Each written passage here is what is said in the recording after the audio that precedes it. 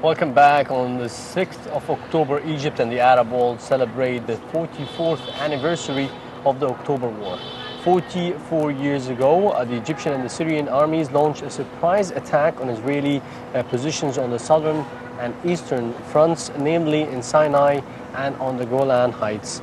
At the 1400 hours, Saturday, 6th of October, 200 bombers flew over the Suez Canal en route to destroy Israeli positions deep in Sinai, while 4,000 pieces of the Egyptian field artillery blew away the fortification that Israel had built along the eastern bank of the canal to prevent the Egyptian army from launching an all-out attack to regain Sinai from Israeli occupation that dated back to the Six-Day War of June 1967.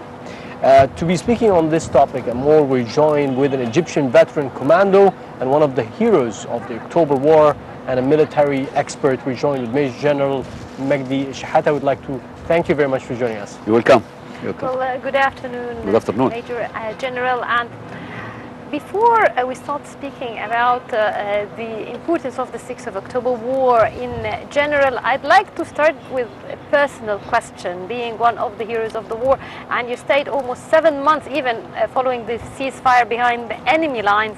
So I'd like you to tell us your personal input, being a member or a person who took place, a hero who took part in the 6th of October War. Okay, we will start directly to our memory during. We all know it's important and okay. it's a significant thing, but I'd rather start with that question, and then we'll still have time to continue with other things. Actually, me and my colleague and this is memory. We remember them as veterans in that time. Yes. Some of them live and some of them die. We done our duty in that time because we have object, we have direct object, and we have to achieve in that time to return back our dignity. It was very important because we lost our dignity during the 67. At that time it was, and this mission, it was very important to return back to our land and return back our dignity also. As one of the soldier and the officers in that time, we prepare or we fight in two directions. Main direction, it is Suez Canal and army, second army, third army, and there is another direction. It was in South Sinai. South Sinai has a lot of soldiers, a lot of equipment, a lot of armies there, and we need. Our planning was how to make them stay in the same area, didn't support the other army in the front, in the north, fighting in that area. It was we have to send some soldiers, some groups there to fight against them and to destroy a lot of them. Try to do something exactly like that. That's the reason they sent their plans, aircraft, helicopters, a lot of things to facing us, and some groups also, a lot of groups also. We succeed to make this trouble to them, to give the opportunity to second army and third army to cross the canal without any kind of dangers from sides of this. So did your mission start before the crossing or after the crossing, the timing of your mission? Exactly during the crossing. After the crossing, they announced, we started to take the plan, helicopters to cross the Suez Canal to about 200 kilo in southern Sinai. By the way, the crossing, it was something unbelievable. We achieved this crossing our friends Yes. there north in no time. If you count by military count, regular count, it takes time and it takes a lot of effort and a lot of casualties. A lot of we have to, but we cross in no time, almost no time, and no casual. Also, no any kind of we everything is, and we in 6 hours we were in the other side.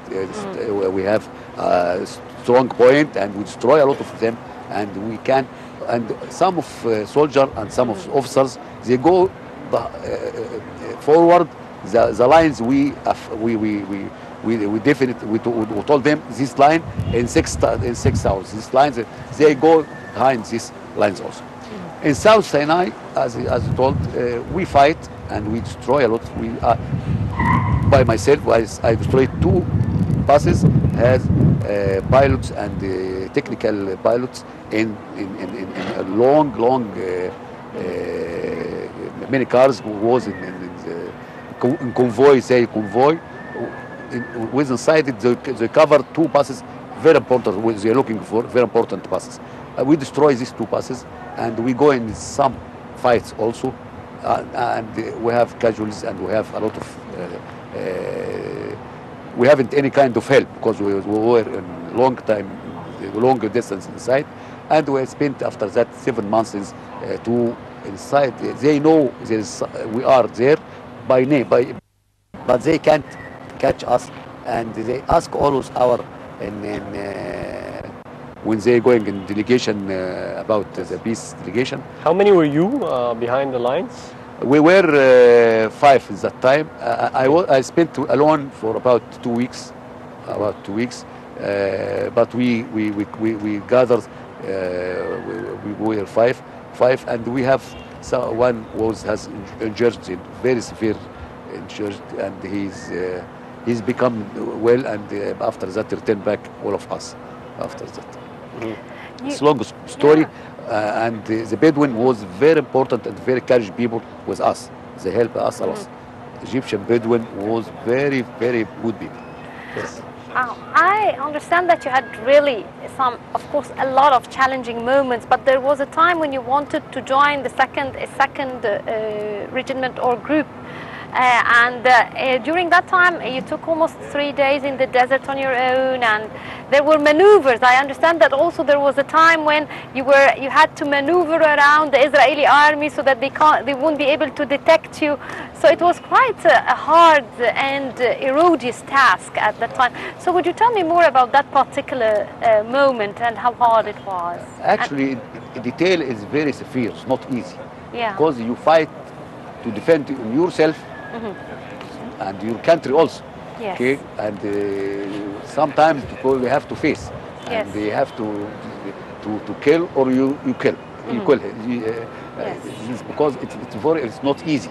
Yes. In this case, you have to be very careful and very aggressive and very think intelligence to maneuver to find to fight serious, because he's not he's the Israeli troop is as a teamwork they excellent, because we have to know that, but individually they're not the coward. We saw that we that's the reason we know how to fight or how to face by this way. Because when they going as a groups, as a planes and helicopter and groups, they work as a teamwork excellent. But when they can't facing individually or small group facing another group. That's the reason they try to avoid to facing us. Many times we try to facing, but they try to, because they are not ready to face us, small group, or they don't have air support or something like that. This point was very critical point in that we know, and in this case we know we cover or discover very important point. They also they got this point. The facing with Egyptian army, that's not easy to them. That's the reason we will not go again to facing them. No, we go to peace and to make delegation. We leave this land and we make peace, because they know when we're facing again, it will be trouble to us. That's the reason they was smart to withdraw from whole Sinai and leave and make peace, to not to because it was very tough to them to facing again the Egyptian army. Yes. I hope I reach what I wanted to say from it. Yes. Finally, I'd like to thank you, Major General Magdy Shetatte, for joining us. It's always a great pleasure to have a hero with us, Nile Cruise, speaking about this amazing moments of victory for the Egyptian and the Arab nation in general. So thank you very much for being here and for all of the insights. You're welcome. Thank you very much, and we still hopefully will be covering more about the 6th of October, and we need to talk more with you on more events. Thank you very much. You will come, but actually I would like to add something yes, very few. Of course. We, in this memory, in these days, we have to not mention all the hero stories or something like that. Only have to focus on the moment. That's how to focus on the moment. How to what's the results from this war? What we can gain now from this war? What our youth, our sons takes from lessons from this war? This is very important to study the history, to looking forward. In your opinion, 44 years later, what do you think should be done today to, leverage the learnings and the outcomes of this victory? We have a lot of lessons, much important lessons, that after the war, 5th June 76, the 6-7, we were collapse. No country. We are concrete. No armies. No land. We lost the trust for our leadership. Also, we start from zero, but we have something. One only thing. It was the morale. All the country, all the people have the morale, high morale. It's very important. Although we are concrete, we are not win, but we have the morale. From this point, we start again to build our country again, in very serious, and we have objective very important, clear, and we built our country again in 6 years. It's something. 6 years is nothing to build again country like that, and to facing very strong army. Israeli army. It's not easy. It has equipment, high equipment, much better than us.